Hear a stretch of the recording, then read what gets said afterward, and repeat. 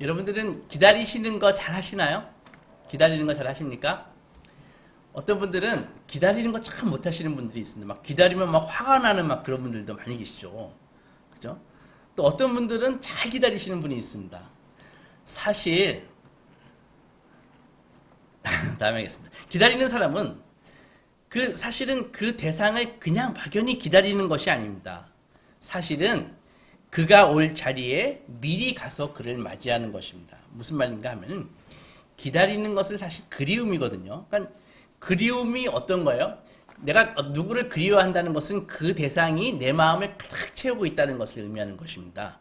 그래서 그리워하는 그 사람과 만날 수 있는 기대는 우리를 사실 들뜨게 합니다. 그러다 보면은 누군가를 기다릴 때 발자국 소리만 들려도 가슴이 막 쿵쿵쿵쿵 뛰는 것이죠. 그래서 어떤 시인은 막 기다릴 때 나뭇잎이 그 바스락거리기만 해도 그런 소리도 다 내게 온다 이렇게 노래하는 사람도 있습니다. 그래서 기다리는 사람은 굉장히 예민하게 됩니다. 그래서 그리워하는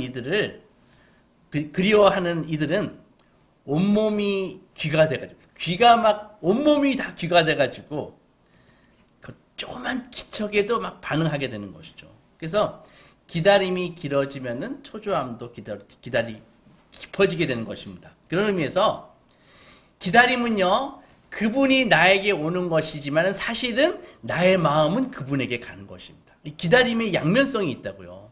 기다림은 그냥 그분이 오기만 하는 것이 기다리는 것이 아니라 내 마음이 그에게로 가는 것이 기다림이라는 것이죠. 그래서 주님을 기다리는 사람들은 성도를 다른 말로 하면은 주님을 기다리는 사람이거든요. 그러니까 우리는 예수님이 2000년 전에 처음 오신 것도 기다리지만 앞으로 오실 예수님도 기다리는 것이라고요. 그래서 성도는 기다리는 사람들이라고 얘기할 수 있는 것입니다. 근데 막연히 기다리는 것이 아니라 주님이 오실 수 있도록 길을 닦는 사람입니다. 누가 대표적인 사람이에요? 광야에서 외쳤던 세례 요한이 그런 것이죠. 자기는 주님의 길을 평탄케 하는 사람이다. 그래서 높은 곳은 낮추고 주님이 잘 오실 수 있도록 높은 곳이 있다면 낮추고 낮은 곳이 있다면 메꾸고 그죠? 구부러진 것이 있다면 쫙 펴고 그런 것이 그런 자세가 진정으로 기다림의 자세라는 것입니다. 여러분들은 정말 주님이 오심을 기다리고 있습니까? 사실은 세상은 주님이 오는 것을 기다리지 않습니다.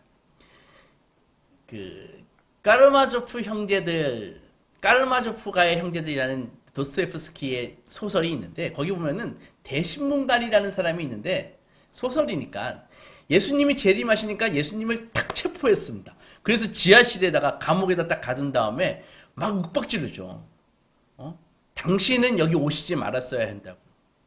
우리끼리 잘 살고 있는데 당신이 오면은 질서가 막 교란돼가지고 당신은 오지 말았어야 된다고. 사람들이 당신이 생각하듯이 사람들이 자유를 원하는 것이 아니라 사람들은 빵을 원한다고요. 평화보다는 신비를 원하고 이 평화롭게 공존하는 걸 원할 것 같지만 사실은 사람들은 권력을 원한다고. 당신은 지금 착각하고 있기 때문에 당신은 오시지 말았어야 된다. 이렇게 얘기합니다. 소설에서.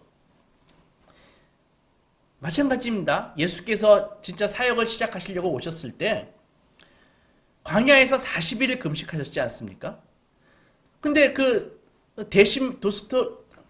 까르마조프가 형제들에 나오는 대신문관처럼 그 사탄도 나타나가지고 예수님의 오심을 아주 방해했다고요. 싫어했다고요.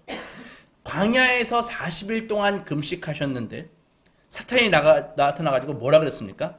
탁 돌을 가지고 예수여 당신 40일 동안 굶었지 이 돌들 가지고 떡을 만들어가지고 먹어라 하니까 예수께서 뭐라고 하셨어요?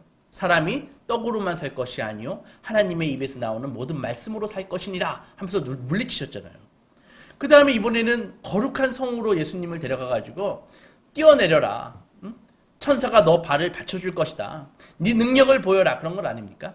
그러니까 예수께서 뭐라고 말씀하셨어요? 주 너의 하나님을 시험하지 말라. 이렇게. 그런 다음에 이번에 높은 산으로 데려가가지고 예수를 천하만국과 영광을 보여주면서 사탄이 뭐라 그랬습니까? 만일 네가 나에게 엎드려 절하면은 이 모든 것을 다 너에게 줄 것이다. 예수께서는 사탄아 물러가라.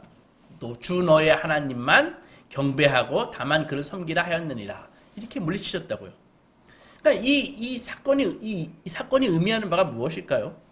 예수님이 거절하셨던 떡, 그리고 그 능력, 그리고 영광, 이것은 바로 이것이 예수님을 모시지 않는 세상의 복음이라는 것입니다. 그러니까 사람들이, 이 시대의 사람들이 떡을 원하겠습니까? 하나님의 입에서 나오는 말씀을 원하겠습니까? 대부분이 떡을 원하는 것이죠. 그런 것 아닙니까? 어쩌면 이게 우리의 실상을 아프게 찌르고 있습니다. 우리가 기다리는 것은 정말 주님입니까? 아니면은 세상의 떡과 능력과 영광입니까? 우리가 기다리는 주님은 어떤 분이십니까? 오늘 말씀을 통해 한번 깊이 스스로 묻고 답을 하는 시간 되시기 바랍니다. 오늘 본문에서 보면 광야에서 베세다죠. 광야에서 베세다에서 예수님이 막 말씀을 전하실 때 5천 명이 넘는 사람만, 남자만 5천 명이 넘는 사람만 왔지 않습니까? 근데 배고파가지고 있는데 예수님이 빌립에게 그랬잖아요. 너희가 먹을 것을 주어라. 빌립이 이 사람들 다 먹이려면 200데나리온에 그런 돈이 있어야 될 것 같습니다. 한국 돈으로 하면 200일치의 노동자 월급이죠. 그러니까 얼마입니까? 200이면 37에 20일 7달 정도의 월급. 한 300만 원 받는다면 37에 20일 2100만 원 정도는 있어야 다 먹일 수 있을 건데요. 이렇게 대답을 한 거라고요. 그랬더니 이제 우리가 잘 알듯이 예수님이 축사하시고 탁 떼어주니까는 5천 명을 다 먹이고도 12강주리가 남았잖아요. 사람들은 그것을 보면서 충격을 받았습니다. 사실 예수님이 병을 고쳤을 때는 병 고친 사람이야 감사하지만은 그 나랑 무슨 상관? 건강한 사람은 이렇게 생각할 수 있는데 5천 명을 먹인다는 것은 사람들이 제일 원하는 그 돈 문제, 경제적인 문제를 일거에 다 해결했다는 것이라고요. 그러니까 막 이때부터 눈이 펄개가지고 예수님을 막 찾으러 다녔습니다. 예수님, 이 사람 대박이야 하면서. 하지만 예수께서는 그런 마음을 아시고 기대를 저버리시고 산으로 물러가셨다가 제자들에게 다시 가셨습니다. 주님이 배에 오르시자 배는 가버나움으로 갔거든요. 근데 사람들이 막 예수님의 일행을 막 찾다가 가버나움까지 쫓아왔다고요. 왜 예수를 쫓아왔겠습니까? 아까 말씀드렸다시피 그들이 가장 원하는 거, 경제적인 문제, 먹고 사는 문제, 돈 문제를 해결할 수 있을 것 같으니까 예수님을 막 쫓아왔다고요. 그래 와가지고 예수님 도대체 어디 가셨었어요? 하니까 주님께서 뭐라고 말씀하셨습니까? 오늘 본문 26, 27절 보면은 예수께서 대답하여 이르시되 내가 진실로 진실로 너희에게 이르노니 너희가 나를 찾는 것은 표적을 본 까닭이 아니요 떡을 먹고 배부른 까닭이로다. 썩을 양식을 위하여 일하지 말고 영생하도록 있는 양식을 위하여 하라. 이 양식은 인자가 너희에게 주리니 인자는 아버지 하나님께 인치신 자니라. 이렇게 답변하셨다고요. 주님은 그들이 정말 필요한 것은 먹을 양식이 아니라 삶의 의미, 삶의 보람이라는 사실을 일깨워주고 싶어 하셨습니다. 당장 줄일 배를 채울 빵이 필요하지만 인간은 영생에 이르도록 하는 남아있는 그 살아있는 양식을 구할 때 진정으로 인간다워지는 것이라고요. 사람다워지는 것입니다. 주님이 그들에게 양식을 주겠다고 말하니까 사람들은 모세를 통해서 내렸던 그 만나를 탁 떠올리면서 눈에 보이는 표적을 구했다고요. 재차 말씀하십니다. 33절 보면 하나님의 떡은 하늘에서 내려 세상에 생명을 주는 것이니라. 이렇게 얘기하시니까 그래도 알아듣기 어려웠습니다. 그러니까 재차 요청을 하죠. 34절 그들이 이르되 주여 이 떡을 항상 우리에게 주소서. 이렇게 얘기하니까 주님께서는 충격적인 말씀을 하십니다. 35절 보면 예수께서 이르시되 너희가 원하는 떡 그것은 나다. 나는 생명의 떡이니 내게 오는 자는 결코 줄이지 아니할 것이요 나를 믿는 자는 영원히 목마르지 아니할 것이다. 이렇게 말씀하셨다고요. 여기에서 핀트가 어긋나니까 그때부터 사람들이 예수를 막 떠났다라고 뒤에 그렇게 적혀 있습니다. 예수께 원하는 것이 떡이었기 때문에 생명의 떡을 주시려는 예수하고는 맞지 않는 것이죠. 하늘에서 내려온 살아있는 떡은 어떤 신비한 그런 것이 아니라 예수님의 삶 자체가 바로 하늘에서 내려온 살아있는 떡이었습니다. 살아있는 떡이라는 게 무슨 말이겠습니까? 먹으면 죽지 않는 떡, 즉 살리는 떡이라는 것입니다. 여러분, 떡의 가치가 무엇입니까? 이 잘 전시되어 잘 디스플레이 되어 있으면 그게 떡이 가치가 있는 것입니까? 떡은 먹힐 때 가치가 있는 것입니다. 그죠? 떡은 먹힐 때 자기의 존재의 목적이 있는 것이라고요. 예수님은 남을 복되게 하고 남의 영혼을 살리기 위해 자기 자신을 먹이로 세상에 내주셨습니다. 바로 그것이 성찬의 신비입니다. 하늘로부터 내려온 생명의 떡을 진짜 먹는 사람은, 예수 그리스도를 진짜 먹은 사람들은 바로 예수의 꿈을 자기도 꾸기 시작합니다. 그래서 주님의 삶을 한마디로 말하면 뭐예요? 생명을 풍성하게 하는데 바쳐진 삶이었다고요. 주께서 말씀하셨잖아요. 내가 이때 세상에 온 것은 양으로 생명을 얻게 하고 더욱 풍성히 얻게 하려 함이라. 그것이라고요. 그래서 생명에 반하는 것은 다 기독교적인 게 아닙니다. 아무리 미화해도.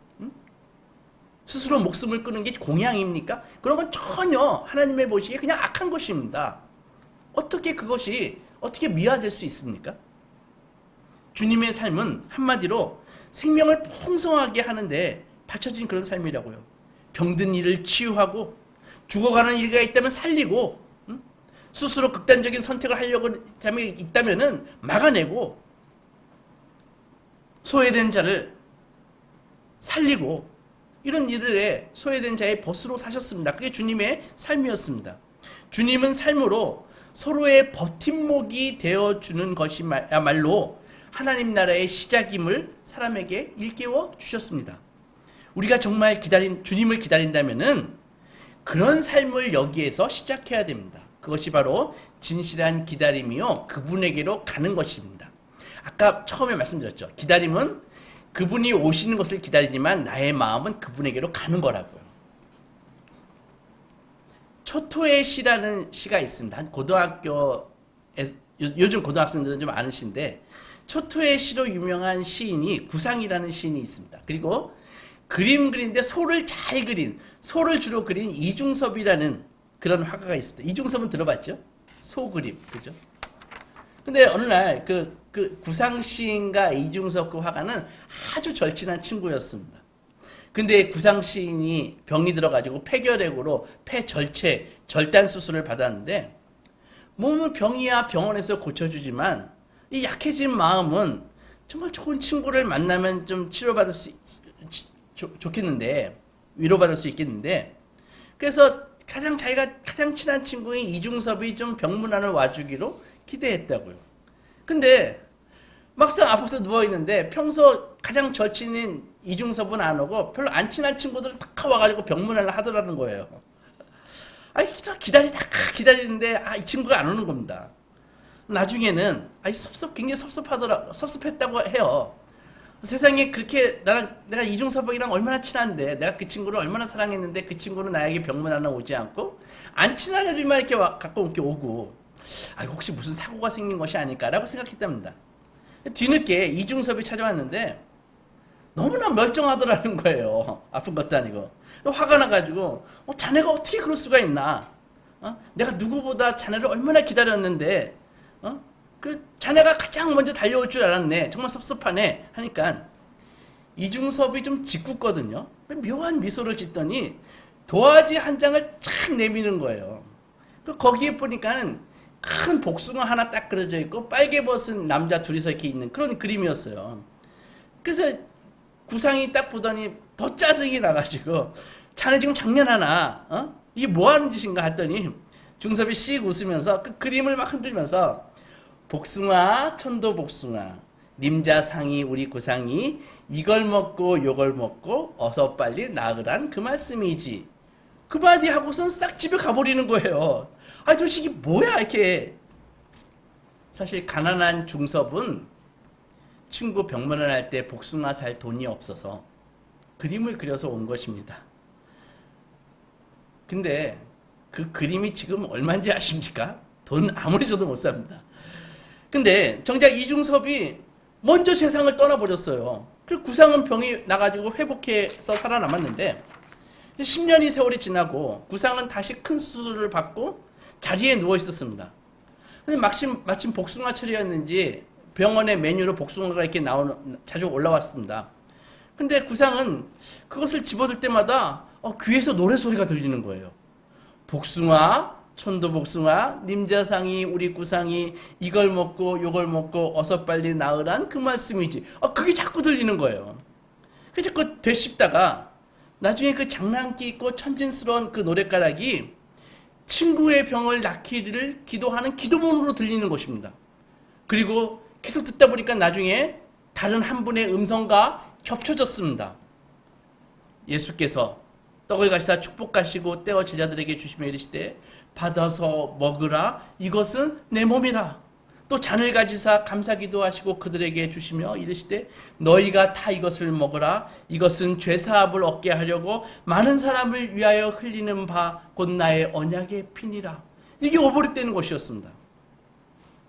자기도 사실은 구상보다 훨씬 중병에 걸려 있으면서도 아픈 친구를 위해서 그림을 그리는 그 중섭의 마음이 그리스도의 마음과 닮았다는 것입니다. 성찬이 이런 것입니다. 우리도 누군가의 기억 속에 이렇게 예수님을 떠올리는 그런 사람이 되었으면 정말 좋지 않겠습니까?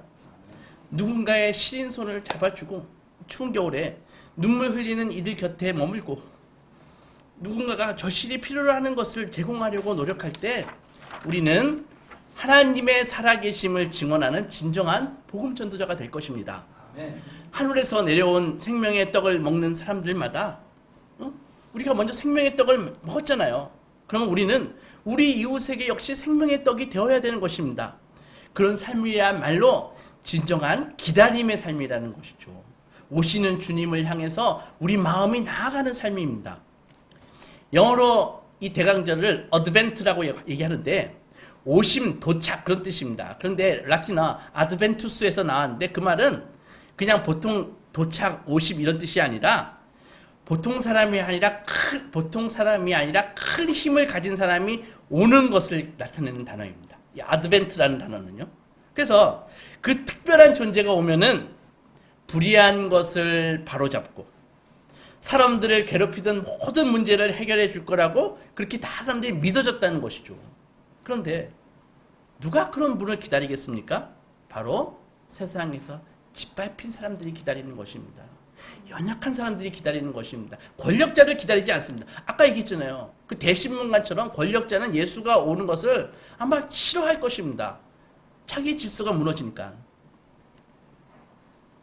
2000년 전 성탄에 오신 예수께서는 역사의 마지막 때에 다시 오시겠다고 말씀하셨습니다. 계시록 22장에 보면 20절에서 이것들을 증언하신 이가 이르시되 내가 진실로 속히 오리라 하시거늘 아멘 주 예수여 오시옵소서. 대강절은 이처럼 대강절의 의미는 옛 세계가 끝나고 새 세계가 오는 것을 의미하는 것입니다. 그것을 기다리는 것입니다. 대강절의 풍습 가운데 하나가 집마다 대강절을 만드는 것입니다. 바로 크리스마스 트리였습니다. 대강절에 이 크리스마스 트리는 지금은 이제 다 편의적으로 플라스틱으로 만들지만 옛날에는 소나무나 전나무로 만들었다고요. 상록수로 만들었습니다. 왜? 영원한 생명을 상징하니까. 또 이 리스라고 그랬죠. 동그란 거. 이거 이 월계수나 호랑나무 가시나무로 호랑 가시나무로 했는데 그것은 고통과 박해 속에서도 기어코 승리하는 것이다라는 것을 의미한답니다. 그리고 둥근 원이라는 것은 시작도 끝도 없는 주님의 영원하심과 주님을 통해 얻어지는 영원한 생명을 상징했습니다.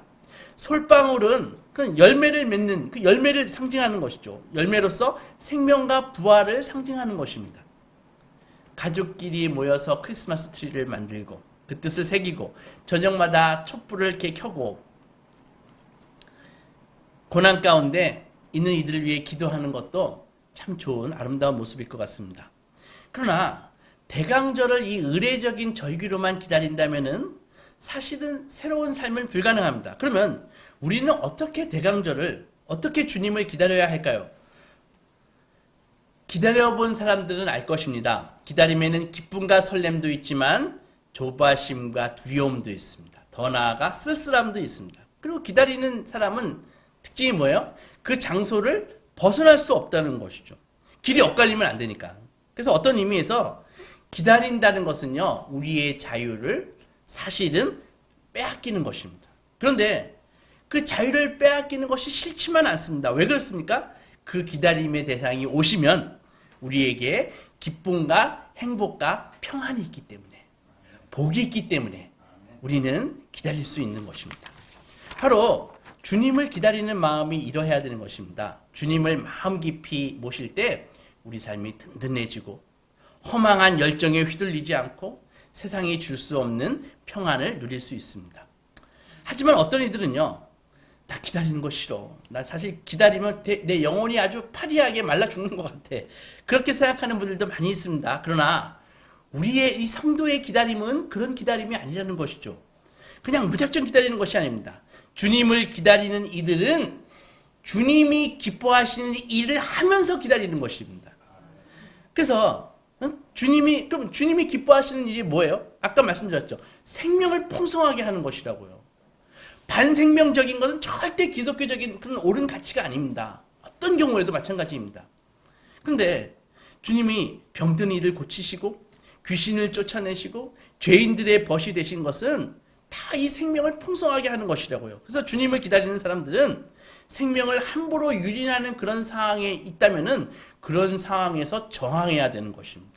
생명을 살려야 되는 것입니다. 풍성하게 하기 위해서는 늘, 그래서 어떻게 해야 돼요?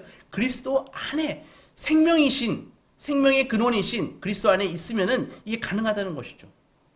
가지가 줄기에서 잘려버리면은 어떻게 열매를 맺겠습니까? 불가능하죠. 그래서 예수께서 요한복음 15장에서 말씀하셨잖아요. 나는 포도나무요, 너희가 가지다. 그래서 너가 이 포도나무에 붙어 있기만 하면, 내가 그 안에, 그가 내 안에 있으면 그런 사람은 열매를 많이 맺나니 나를 떠나서는 너희가 아무것도 할 수 없습니다. 주님 안에 있는 사람들은, 사실은 예수 안에 있는 사람들은 그 삶이 풍성합니다. 우리 주위에 결핍감에 늘 시달리는 사람들 있죠. 그 특징이 뭐예요? 인색한 거라고요. 여러분, 오해하지 마십시오. 뭐가 없어서 인색한 게 아닙니다. 인색하기 때문에 뭐가 생기지 않는 것입니다. 원래 베풀고 헌신할수록 더 생기는 법입니다. 이것이 하나님의 법입니다. 이것을 정말 실천적으로 깨닫는 분들은 좀 적은 것 같아요. 그런데 인색함은요, 물질만 아끼는 사람이 아니라 다른 사람을 인정하기를 꺼려하는 것도 사실은 인색한 것이라고요. 그래서 우리는 기본적으로 다 인색합니다. 그래서 예수 안에 있을 때만 이 인색함이라고 하는 질병에서 벗어날 수 있다는 것이죠. 그래서 주님을 만나야 하는데 주님을 만나려는 사람은 주님을 만날 만한 곳에 가 있어야 주님을 만나는 것이라고요. 아무 데나 가 있으면 안 되는 것입니다. 제 조카가 피아노 박사입니다. 독일 세계적인 명문 대학에서 피아노를 전공하고 지금은 대학 교수로 재직하고 정기적으로 연주회를 열고 있습니다. 새 아이의 엄마이기도 한 우리 조카는 그 바쁜 시간을 쪼개서 정기적인 연주회를 엽니다. 피아노에 대해서 문외 아닌 제가 들어도 우리 조카의 연주는요, 정말 영혼을 울리는 강력하고 영감 있는 아주 명품 연주를 합니다. 얼마 전 있었던 연주회는 토요일 오후라서 제가 주일 준비 때문에 갈 수가 없었어요. 너무 아쉬운데, 그래서 저희 가족이 대신 갔죠. 광화문의 세종문화회관에 가야 되는데 수원역에서 서울역 가는 기차를 타야 되는데 착오가 있어서 엉뚱한 곳에서 기다리다가 대전 방향으로 가는 기차를 타버렸습니다. 한참 가는데 서울이 나와야 되는데 자꾸 농가밭이 나오는 것이죠. 어떻게 되었을까요? 늦었죠. 얼마나 마음이 졸였을까요? 결국 연주회에 다 참여하지 못했습니다. 그래서 중간에 쉬는 시간에 갈 수 있었는데 누구나 다 이런 경험 있지 않습니까? 근데 그래서 엉뚱한 곳에서 기다리면 안 된다는 것이죠. 그러면 주님을 어디에서 기다려야 될까요? 주님은 당신이 어디로 오실지 힌트를 주셨습니다. 마태복음 25장 보면 주님은 세상에서 가장 작은 자의 모습으로 우리에게 오셨습니다. 다가오십니다. 우리가 진정 주님을 기다리는 사람들이라면 지금 춥고 배고픈 이들에게 오늘 장로님 기도처럼 중병에 걸려 삶을 희망을 잃은 사람들에게 마음을 품고 거기에 다가가야 되는 것입니다. 왜? 그곳에 주님이 오시기 때문입니다. 이것이 대강절 성탄의 이 계절에 우리가 명심해야 할 것입니다. 사랑하는 소망교회 성도 여러분, 주님 오심을 기다리는 사람들은 어떤 꿈을 품고 살아야 될까요? 마태복음 25장에 보면은 달란트 비유가 나옵니다. 한 주인이 타국에 가면서 그 종들을 불러가지고 그 재능대로 금 5달란트, 2달란트, 1달란트를 나누어 줍니다. 5달란트 받은 자는 바로 가서 그것으로 장사해서 5달란트를 남겼습니다. 2달란트 받은 자도 장사해서 2달란트를 남겼습니다. 1달란트 받은 자는 땅 파고 그것을 묻어두었습니다. 주인이 돌아와서 그들과 결산할 때 5달란트와 2달란트 받은 자에게 주인은 막 칭찬했습니다. 그 주인이 이르되 잘하였도다. 착하고 충성된 종아. 네가 적은 일에 충성하였음에 네가 많은 것으로 내가 많은 것으로 너에게 맡기리니 내 주인의 즐거움에 참여할지어다. 여러분, 우리가 바로 마지막 날에 주님의 이 칭찬 한마디 들을 수 있다면 우리의 인생은 최고의 삶을 산 것입니다. 더 무엇을 바라겠습니까? 주님의 칭찬은 5달란트, 2달란트 받은 종처럼 주님의 일을 성심껏 수행한 사람에게 그런 사람이나 꿈꿀 수 있는 것이죠. 바울이 주님이 나타났을 때 흠잡을 데 없는 사람으로 설하라고 이야기했거든요. 사실 저는 그 말이 굉장히 부담됩니다. 왜? 게으르고 자기중심적이거든요. 욕망에 휘둘리기 일쑤거든요. 정말 이게 가능한가? 이렇게 생각할 수 있습니다. 아무리 생각해도 바울이 주님 나타나실 때 흠잡을 데 없이 서라 이렇게 한 말씀이 불가능할 것 같습니다. 하지만 바울은 그 소망의 뿌리가 너의 인격과 노력과 너의 능력이 아니라 바로 하나님이 해주실 것이다 라고 그렇게 이야기하고 있습니다. 즉 우리를 죄에서 구원해 주시고 예수 그리스도의 그 보혈로 우리를 구원해 주시고 예수 그리스도와 친교를 하게 해주신 그분이, 신실하신 그분이 우리 소망의 뿌리라는 것이죠. 대강절은 우리 마음은 물론이고 은혜가 말라버린 이 각박해진 이 우리의 삶을 돌아보라라고 하는 하나님의 요구입니다. 죄와 허물, 이기심과 그릇된 습성의 그 덮개로 꽉 막혀있는 우리 마음, 무정한 마음, 사나운 마음, 화가 난 마음, 인색한 마음, 그런 마음을 모두 십자가에 못 박아야 될 줄로 믿습니다. 주님의 형상이 그때 드러날 것입니다. 성육신, 인카네이션이 무엇입니까? 그것은 바로 돌파, 브레이크스루라고요. 돌파하는 것입니다. 뭘 돌파합니까? 생명의 떡이신 주님은 이 세상에 주는 가짜 떡을 원하고 가짜 떡에 익숙해진 우리에게 우리 삶에 균열을 내시고 뚫고 들어오신다는 것입니다. 대강절에.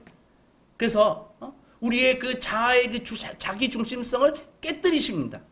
주님을 모신다는 것은 무슨 말입니까? 바로 이런 그 주님 앞에 자기를 정직하게 세우는 것입니다. 주님, 나를 깨뜨려 주십시오. 주님, 나를 깨뜨려 주십시오. 언제부터인지 도시인들은 웬만하면 자기 집에 다른 이들을 초대하지 않습니다. 자기 사생활을 공개하고 싶지 않기 때문입니다. 익숙해진 삶에 누가 뚫고 들어오는 것을 허용하려고 하지 않습니다. 스스로 질문해 보십시오. 나는 정말 주님을 기다리는 사람인가? 예스! 라고 대답하셨다면 그 말은 주님 앞에 주님 내게 오셔서 브레이크스루 깨뜨려 주십시오. 그 얘기를 하는 것이라고요. 누구나 자기의 흉한 마음과 몰골을 바라보는 것은 힘들고 인정하는 것도 쉽지 않습니다. 그러나 더 이상 그렇게 살고 싶지 않다는 절박감이 없다면 사실은 주님을 기다린다는 말은 허구입니다. 주님을 기다린다는 것은 주님이 오시면 자기는 깨어지게 되어 있습니다. 예외가 없습니다. 그 깨어짐을 스스로 환영해야 되는 것입니다. 주님, 나는 깨어지기에 합당한 사람입니다. 마땅한 사람입니다. 주님 오셔서 브레이크스루 나를 깨뜨려 주십시오. 그렇기에 주님은 대강절은 은총의 시간입니다. 우리 존재를 주님께서 깨뜨려 주셔서 새롭게 해주시기 때문입니다. 늦었다고 포기하지 말고 결단하십시오. 주께서 소망하는 자에게 은혜를 주십니다. 생명의 떡이신 주님을 모시기 위해서 우리 각오를 단단히 하고 주님 제 마음 깨워줘도 좋습니다. 이렇게 마음을 여십시오. 기다리는 것은 그냥 기다리는 것이 아니라 그가 올 자리에 미리 가서 그분을 맞이하는 것입니다. 올해 대강절이 우리 모두에게 잊을 수 없는 회복의 시간이 되시기 주님의 이름으로 축원합니다. 아멘. 기도하고 나가겠습니다.